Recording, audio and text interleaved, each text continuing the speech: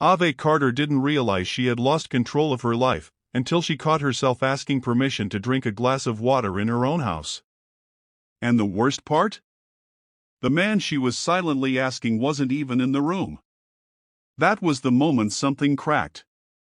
She stood in the middle of the kitchen, fingers wrapped around the glass, her throat dry but her body frozen. It wasn't fear that stopped her. It was something worse. Conditioning. The kind that doesn't announce itself, doesn't scream, doesn't leave visible scars.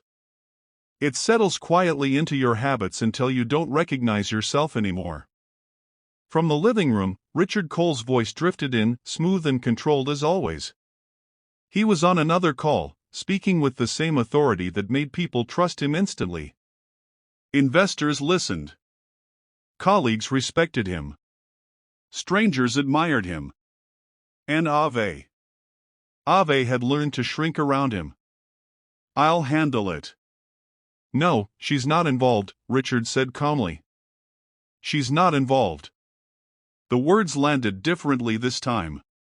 Because once, she had been. Before New York City. Before the penthouse. Before the quiet, polished life that looked perfect from the outside. Before Richard slowly turned certainty into doubt. Ave had come from Toronto with clarity and direction. She didn't need noise to be confident. She didn't need validation to think clearly. Her strength had always been subtle, sharp observation, precise thinking, the ability to see what others overlooked. That was what made Richard notice her. And eventually, what made him change her. At the beginning, it didn't feel like control. It felt like support. Richard offered to handle the finances, explaining it in a way that made perfect sense. He had experience, after all. He understood systems, markets, strategy. Ave trusted him, and trust made everything easier. One decision became two. Two became a habit. Then came the corrections. Not harsh. Not aggressive. Just consistent. "You're overthinking it. That's not how things work at this level. Let me handle it." Each sentence delivered with calm certainty, as if he was guiding her toward something better. And Avenue believed him, because questioning someone who sounded that sure of themselves felt like doubting reality. Weeks turned into months. Months into years. And somewhere in between, Ave stopped checking things. Stopped questioning details. Stopped trusting the instincts that once came naturally to her. It wasn't that she lost her intelligence. She just stopped using it. Because every time she did, Richard corrected her. And eventually, she corrected herself before he had to. The glass in her hand felt heavier now. Ave placed it slowly on the counter, her mind replaying something Richard had said earlier that evening. "You don't need access to those accounts. It's unnecessary." Unnecessary. At the time, she had nodded. Accepted it. Moved on. Now, standing alone in the quiet kitchen, the word felt wrong. Ave stepped closer to the living room, her movements silent, controlled. She stopped just before the doorway, watching Richard as he ended his call and set his phone down. For a brief moment, he didn't notice her. And in that moment, she saw it. Not just confidence. Not just control. Something sharper. Something hidden. "You've been quiet tonight," Richard said, glancing up as if he had sensed her presence. "I've been thinking," Ave replied. That was enough to shift his attention fully. Richard leaned back slightly, studying her with a look that was almost amused. "About what?" Ave held his gaze, steady in a way she hadn't been in a long time. "About when I stopped being part of my own life." The silence that followed was thin, but tense. Richard exhaled softly, shaking his head as if dismissing something insignificant. "You're tired. You're overanalyzing again." Again. The word was familiar. Designed to reset her. To pull her back into the version of herself that didn't question, didn't push, didn't think too much. But this time, it didn't work. Because something had already shifted. Later that night, Ave sat on the edge of the bed, the lights of New York City glowing through the massive windows. The city stretched endlessly, alive and powerful, everything she once believed she was working toward. But sitting there, she felt like an outsider in her own life. Like she had arrived somewhere, and disappeared at the same time. Her phone buzzed. The sound was soft, but sharp enough to cut through her thoughts. Ave picked it up, her eyes narrowing slightly at the unknown number on the screen. No name. No context. Just a message. Check your husband's offshore accounts. Her heartbeat slowed. Not sped up. Slowed.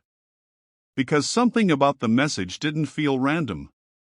It felt intentional. Ave read it again, this time more carefully. Then again. From the living room, Richard's voice rose faintly, already on another call, already moving through conversation she wasn't meant to hear, decisions she wasn't meant to question. Ave's grip tightened slightly around the phone. For years, she had accepted everything at face value. Trusted the structure Richard built around her. Allowed herself to exist within boundaries she didn't create. But now, there was a fracture. And through that fracture, something long buried began to rise. Not fear. Not confusion. Clarity. Her mind started working again, fast, precise, connecting pieces without effort. Questions formed instantly. Possibilities unfolded. Patterns began to take shape. Who sent this? Why now? What had she missed? Ave looked down at the message one more time, her expression no longer uncertain. This time, she didn't delete it. Not because she was unsure. But because, for the first time in years, she was ready to find out the truth. And without realizing it yet, she had just taken the first step out of his control. The second message came when Ave was no longer pretending the first one hadn't mattered. She was in the kitchen again the next morning, the same quiet space, the same polished surfaces, the same life that suddenly felt unfamiliar. But this time, she wasn't frozen. She was thinking sharply, deliberately replaying every detail of the message she had read the night before. Check your husband's offshore accounts. It wasn't a random warning. It was specific. And specificity meant knowledge. Her phone buzzed again. Ave didn't hesitate this time. She picked it up immediately. You're running out of time. Her stomach tightened, not from panic, but from recognition. Whoever was sending these messages knew something real. Something urgent. Ave exhaled slowly, forcing herself to stay calm. Panic would make her careless. Carelessness would make her vulnerable. And for the first time in a long time, she understood that vulnerability could cost her more than just comfort. It could cost her everything. Richard entered the kitchen moments later, adjusting his cufflinks as if the world was perfectly in order. His presence filled the space the way it always did, controlled, composed, unquestioned. "Morning," he said casually, reaching for his coffee. Ave studied him without reacting. There were no visible cracks. No signs of stress. No indication that anything was wrong. That, more than anything, unsettled her. Because if something was wrong, and she was starting to believe it was, Richard was hiding it perfectly. "You're up early," he added, glancing at her briefly. "I couldn't sleep," Ave replied. Richard nodded, uninterested. "Don't overthink things. It doesn't suit you." The words were automatic. Dismissive. Familiar. But this time, Ave didn't absorb them. She stored them. After he left, the apartment felt different. Not empty. Exposed. Ave moved through the space slowly, her eyes sharper now, her awareness heightened. Every object, every document, every closed drawer suddenly felt like it might be hiding something she had ignored before. She walked into Richard's office. She hadn't entered this room alone in months. The air felt colder inside. More controlled. His desk was clean, too clean. No scattered papers. No careless details. Everything placed exactly where it belonged. Except for one thing. A small, locked drawer she had never questioned before. Ave knelt slightly, examining it. Her mind worked quickly, analyzing possibilities. Richard was careful, but not perfect. No one was. She stood, scanning the room again. Then she saw it. A spare key, subtle, almost hidden, tucked behind a framed certificate on the shelf. Too deliberate to be random. Too careless for someone like Richard. Her fingers closed around it. For a brief second, she paused. Not from fear. From awareness. Because once she opened that drawer, there would be no going back. Ave inserted the key and turned it. The lock clicked. Soft. Final. Inside, there were files. Not many. But enough. She pulled them out, her hands steady, her mind already preparing for what she might find. Bank statements. Transaction records. Names. Numbers. Locations. Her eyes moved quickly across the pages, scanning, connecting, calculating. And then she saw it. Offshore accounts. Multiple. Large transfers. Irregular patterns. Ave's breath slowed as the realization settled in. This wasn't just financial secrecy. This was structured. Intentional. Illegal. Her phone buzzed again. She looked down. Now you see it. Ave's grip tightened around the file. Whoever this was, they knew exactly what she had just found. Her pulse didn't spike. Her thoughts didn't scatter. Instead, something else happened. Something unexpected. She focused. Ave flipped through the documents again, this time more carefully, her analytical instincts fully awake. Patterns began to form clearly now, timelines, movements, connections between accounts that didn't align with any legitimate business activity. Richard hadn't just hidden money. He had built something dangerous. Footsteps. Ave froze. Her head snapped toward the door. Richard's voice echoed faintly from the hallway. He was back. Her heart kicked once hard, but her mind stayed sharp. No panic. No hesitation. Ave moved quickly, returning the files to the drawer exactly as she found them. She locked it, replaced the key behind the frame, adjusted it perfectly. Every movement precise. Controlled. Invisible. By the time Richard stepped into the office, she was standing by the window. Calm. Still. I forgot a file, he said, walking past her without suspicion. Ave nodded slightly, her expression neutral. Did you find it? She asked. Her voice didn't shake. Richard opened the drawer. Paused. Just for a second. Barely noticeable. Then he closed it. Yeah, he said. But Avenue saw it. That pause. That flicker of doubt. And for the first time, Richard wasn't completely certain. Later that evening, Ave sat alone again, her phone resting in her hand, her mind moving faster than it had in years. Everything was different now. The messages. The files. The realization. She wasn't just in a controlling marriage. She was standing inside something far bigger. Far more dangerous. Her phone buzzed. Another message. You're closer than you think. Ave stared at the screen, her expression unreadable. Then slowly, deliberately, she typed back. Who are you? 3 dots appeared instantly. Then disappeared. Then appeared again. Finally. Someone who knows what happens next if you don't move carefully. Ave exhaled slowly, leaning back against the chair. For the first time, this wasn't just about discovery. It was about survival. And deep down, she understood something with absolute clarity. She was no longer just watching the truth unfold. She was already part of it. By the third message, Ave stopped wondering if someone was watching her. She started wondering how close they were. It wasn't fear that settled into her chest. It was awareness. A quiet, sharpening instinct she hadn't felt in years, rising again with dangerous clarity. Ave noticed him 2 days after she replied to the unknown number.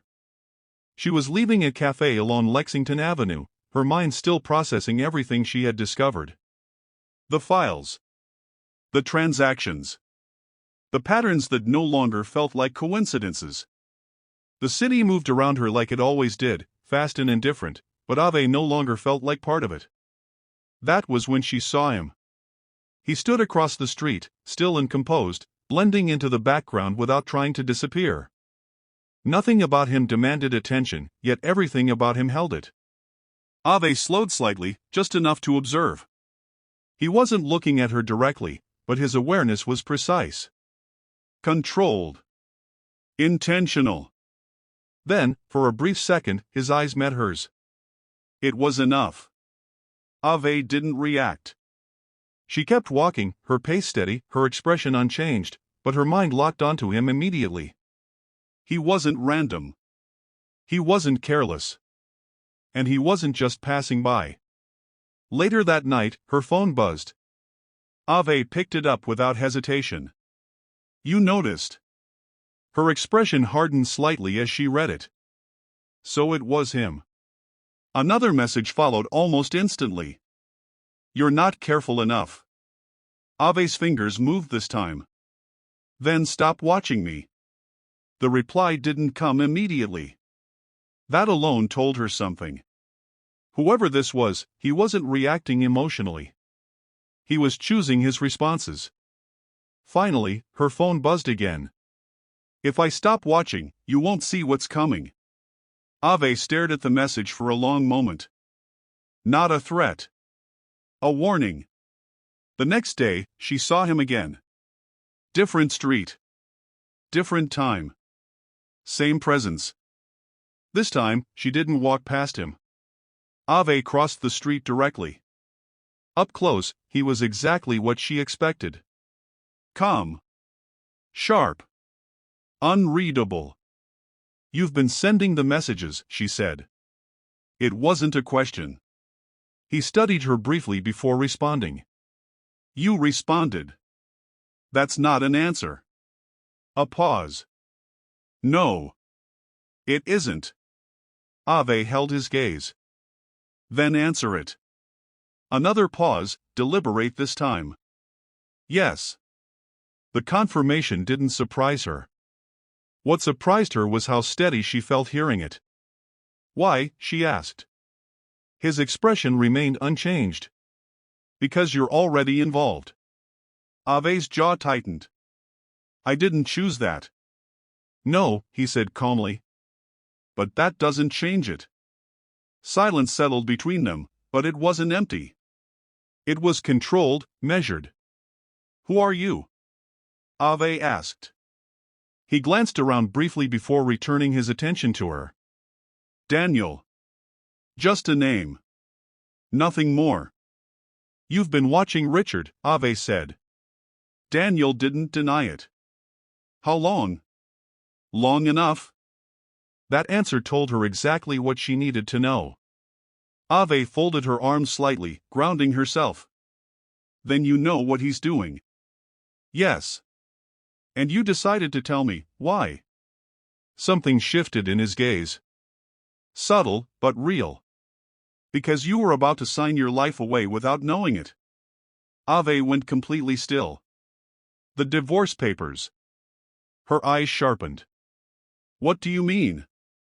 Daniel didn't rush his explanation. "Your husband isn't just hiding money.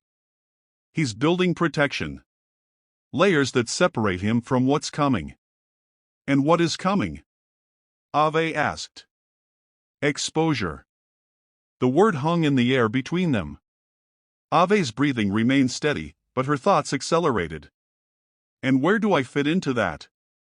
Daniel didn't hesitate. In the middle. The clarity of his answer hit harder than anything else. Ave looked away briefly, her mind racing through everything she had seen. The accounts. The secrecy. The control. Richard hadn't just limited her. He had positioned her. Ave looked back at Daniel. If you know all this, why haven't you stopped him? Daniel's expression remained neutral. Because timing matters. And me? You matter because you're already inside. Ave let out a slow breath. What do you want from me? For the first time, Daniel paused longer than usual. Nothing, he said. She narrowed her eyes slightly. That's not true. A faint shift in his expression. Then I want you to pay attention. Ave held his gaze. I already am. Not like before, he said. He was right. Before, she had been reacting. Now, she was thinking. Daniel stepped back slightly. Your next move matters, he added. Then tell me what it is. Daniel shook his head. That's not how this works. Then what is this? Ave asked. Information, he replied. And after that? That depends on you. Ave fell silent. Not because she didn't have questions, but because she understood something important. He wasn't here to lead her. He was here to see what she would do. Daniel turned to leave, then paused. One more thing. Ave waited. The next time Richard gives you something to sign. He looked at her directly. Read it carefully. Then he walked away. Ave didn't follow. Didn't call out. Because she didn't need to. For the first time, she wasn't confused. She was aware. And as she stood there, watching the space he had left behind, one truth settled deep within her. She was no longer being controlled. She was stepping into something dangerous. And this time, she was ready. The divorce papers arrived the next morning. No discussion. No warning. No emotion. Just a clean envelope placed on the dining table like a business transaction already decided. Ave stood across from it for a moment, her eyes steady, her mind quiet in a way that felt unfamiliar. Not confused. Not hesitant. Clear. Richard walked in minutes later, adjusting his watch as if the timing of everything had been carefully planned. I had the documents prepared, he said calmly, taking his seat. It's straightforward. It's better this way. Better for who? The question passed through Ave's mind, but she didn't say it. Instead, she sat down slowly, pulling the papers toward her. Her fingers didn't tremble. Not anymore. Take your time, Richard added, though his tone suggested the opposite. Ave opened the file. Page 1.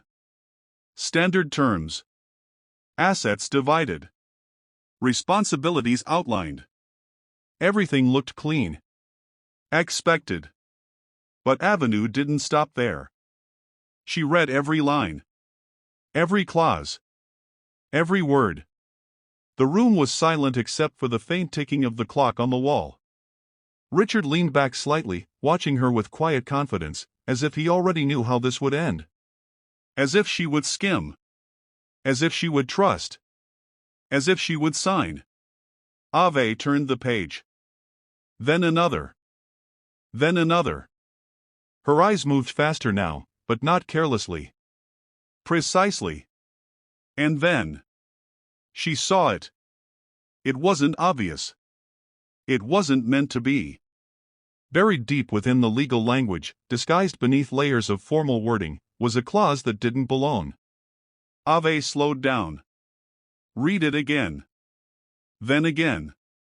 A financial liability transfer. Conditional. Strategically vague. Her pulse didn't rise. Her breathing didn't change. But inside. Everything locked into place. If she signed this as it was, she wouldn't just be walking away from the marriage. She would be stepping directly into Richard's collapse.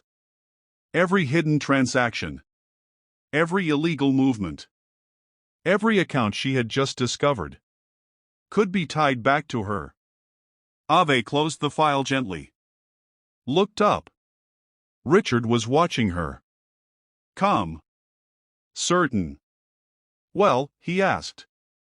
Ave tilted her head slightly, studying him in a way she never had before. Not as a husband. Not as someone she trusted.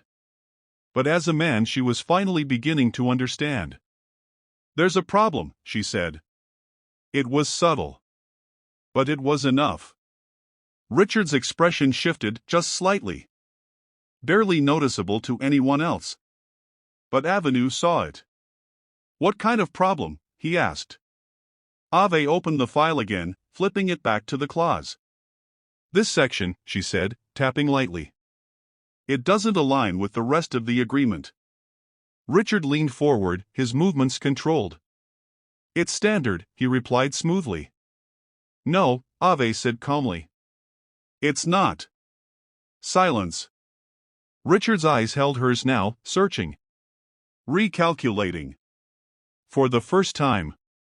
He wasn't completely certain of her. Ave let the silence stretch just enough. Then. I want it revised, she added. A beat passed. That's unnecessary, Richard said. Ave didn't react. It protects both parties, he continued. Then you won't mind adjusting it, she replied. Another pause. Longer this time. The control in the room shifted. Not dramatically. Not loudly. But undeniably. Richard leaned back slowly, his gaze sharpening. You've been thinking a lot lately, he said. Yes, Ave replied. And what exactly changed, he asked. Ave met his eyes without hesitation. I started paying attention. The words landed clean. Precise. Something in Richard's expression hardened, but he didn't push. Not yet. Instead, he reached for the file, flipping through it quickly, as if confirming something. Ave watched him. Not emotionally. Not reactively. Strategically. Fine, he said finally. We can make adjustments. Ave nodded once. That would be best. Richard closed the file, but this time, his confidence wasn't as smooth. There was friction now. Uncertainty. And Avenue felt it. Hours later, she sat alone in the apartment again, the revised documents resting in front of her. This time, the clause was gone. Completely. No hidden language. No conditional traps. No silent liabilities waiting to surface later. Ave read through everything one final time. Carefully. Deliberately. Then she picked up the pen. For a brief moment, her reflection caught in the glass of the window beside her. The city lights behind her. The woman in front of her. And she saw it clearly. Not the version Richard had shaped. Not the version that hesitated. Not the version that asked permission. The real one. Ave signed her name. Slow. Steady. Final. When Richard returned that evening, she handed him the documents without a word. He took them, scanning quickly. Checking. Verifying. Then he looked up. Ave was already standing. I'll have my things moved out by tomorrow, she said. No emotion. No explanation. No hesitation. Richard watched her carefully. Trying to read something. Anything. But there was nothing left to read. Where will you go? He asked. Ave paused at the doorway. Not turning back. I'll figure it out, she said. And this time. She meant it. Because for the first time in years, she trusted herself too. Ave stepped out of the apartment. The door closed behind her with a quiet, final click. No noise. No drama. No collapse. Just an ending. And a beginning. Downstairs, the city moved like it always did. Unaware. Unchanged. But Avenue wasn't the same. Not anymore. She walked forward without looking back, her steps steady, her mind clear, her future no longer tied to someone else's control. And somewhere in the distance, unseen, Daniel watched. Not stepping in. Not interfering. Just observing. Because this part, she had done on her own. And that was what mattered. Ave didn't need saving. She had already saved herself. 3 months later, Ave Carter no longer woke up feeling like she was living someone else's life. The silence around her was no longer oppressive or empty, it was intentional. Every decision she made now belonged to her, and that alone changed everything about how she moved through the world. Her new office sat on the 20th floor of a modern glass building in New York City, overlooking the same city that had once made her feel small. The difference now wasn't the environment, it was her. Where she had once hesitated, she now acted. Where she had once doubted, she now calculated. Ave built her consulting firm from nothing but clarity and precision. She didn't rely on noise or attention. She relied on insight. Clients came to her because she saw what others missed. She understood patterns, risk, and structure in ways that felt almost instinctive. The same mind that had been dismissed for years was now the reason she was in demand. That morning, she sat at her desk reviewing a client's financial structure, her eyes moving quickly across the documents, identifying inconsistencies within seconds. It wasn't difficult. It never had been. The only difference was that no one was interrupting her thinking anymore. Her phone buzzed softly against the desk, pulling her attention away for a moment. A news notification flashed across the screen. Financial executive under investigation for fraud and offshore activity. Ave didn't need to open it to know who it was about. Still, she tapped the screen. The article loaded quickly, and Richard's name appeared within the first paragraph. The details were exactly what she expected: suspicious transactions, hidden accounts, multiple investigations now converging into one. His carefully constructed system was collapsing, just like Daniel had said it would. Ave read the article without emotion. Not because it didn't matter, but because she had already processed it weeks ago. By the time the world caught up, she had already moved on. She set the phone down and returned to her work. That was the difference now. Her life no longer revolved around Richard's actions. Later that afternoon, Ave stepped out of a meeting with a new client, her posture relaxed but confident. The deal had closed smoothly. No hesitation. No second guessing. She understood her value now, and that understanding shaped every interaction she had. As she walked toward the elevator, she caught a familiar figure across the lobby. Richard. For a brief second, time seemed to pause, not dramatically, not emotionally, but noticeably. He looked different. Not physically, but in presence. The confidence that once defined him was fractured, replaced by something less controlled. He saw her at the same moment. His reaction was immediate. Surprise first. Then recognition. Then something deeper. Regret. Ave didn't stop walking. She didn't slow down. She didn't change direction. But as she passed him, their eyes met. That was enough. Avenue, he said, his voice cutting through the quiet space. She stopped. Not because she had to. Because she chose to. Ave turned slightly, her expression calm, composed, unreadable. Richard took a step closer, searching her face as if trying to find the version of her he once knew. You look, he hesitated, as if the words didn't come as easily anymore. Different. Ave held his gaze. I am. The simplicity of her answer unsettled him more than anything else could have.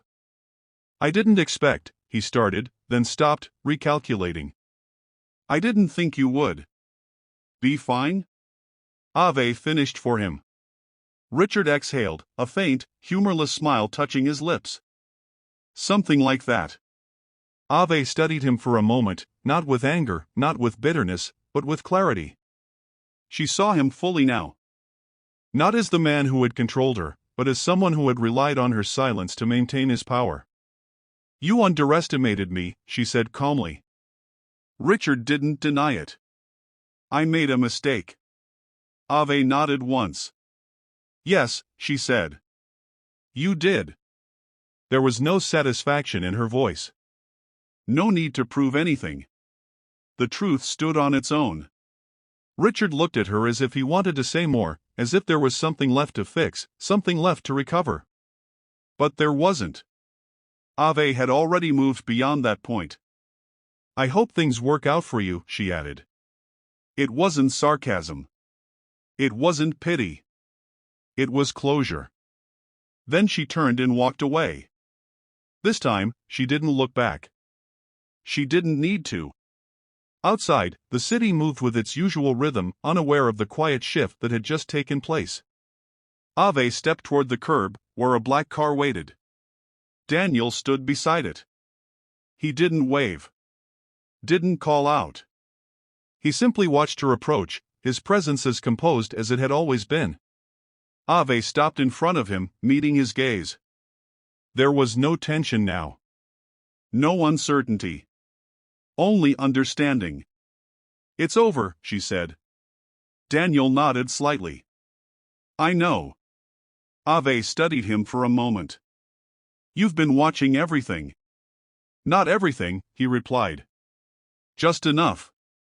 She considered that, then gave a small nod. "That's fair." Silence settled between them, but it wasn't uncomfortable. It was steady. Balanced. "You did exactly what you needed to do," Daniel added. Ave's expression didn't change, but something in her eyes softened slightly. "I didn't do it alone."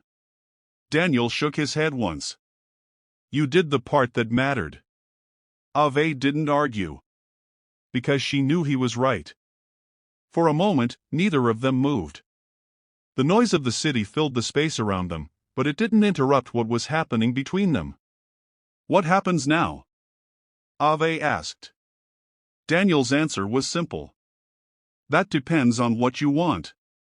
Ave looked past him briefly, at the city, at the movement, at the life she now had full control over. Then she looked back at him. "I choose myself," she said. Daniel held her gaze for a moment longer, then nodded. "Good," he said. This time, when he opened the car door, it wasn't an invitation built on control. It was a choice. Ave stepped forward and got in. And as the car pulled away into the city, one truth settled quietly, but permanently. She had never been weak. She had only been in the wrong place. Now, she was exactly where she belonged.